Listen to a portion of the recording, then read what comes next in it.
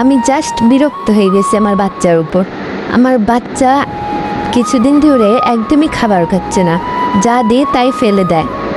তো এমন অবস্থা আমার এত বেশি রাগ হয় যখন বাচ্চা না খেয়ে শুধু জ্বালায়, কোনো কাজ করতে দেয় না। তখন একটা মাই বুঝে বাচ্চাটাকে নিয়ে সময় পার করা কতটা কষ্ট হয়ে যায়। তাকে যতই খাবার খাওয়াতে যায় সে এক ফোঁটাও খেতে চায় না, শুধু বের করে দেয়। তো রাগ নিজেকে আর কন্ট্রোল করতে না পেরে দিয়ে একটা মার দিয়ে দেই জোর করে খাওয়াতে গেলে।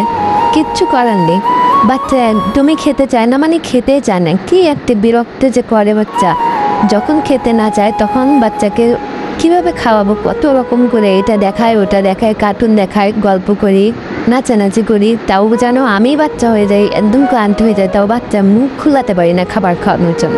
কি যে একটা পেরেশানির মধ্যে জীবন যাচ্ছে একমাত্র আমিই না জানি।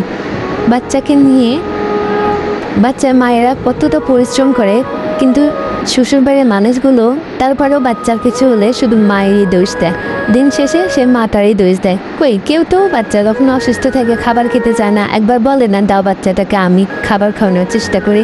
কিন্তু অসুস্থ হলে ঠিকই মায়ের দোষ, মায়ের গাফলতির জন্য বাচ্চার এমন হয়েছে, এগুলো দোষ দিয়ে দেয় মানুষ। কখনো বাচ্চার মায়ের মানসিক অবস্থা বোঝার চেষ্টা করে না। আমাদের সমাজে যাই হোক যাই করুক সব দিন শেষে মায়ের দোষ হয়। মায়েরা কি চায় তার সন্তান খারাপ হোক? মায়েরা কি চায় তার সন্তানের কেউ কষ্ট দিক? মায়েরা কি চায় তার বাচ্চাকে না খাইয়ে রাখতে? কিন্তু মানুষ এটা কেন বুঝে না যে মায়েরাও তো মানুষ, দিন শেষে তাদেরও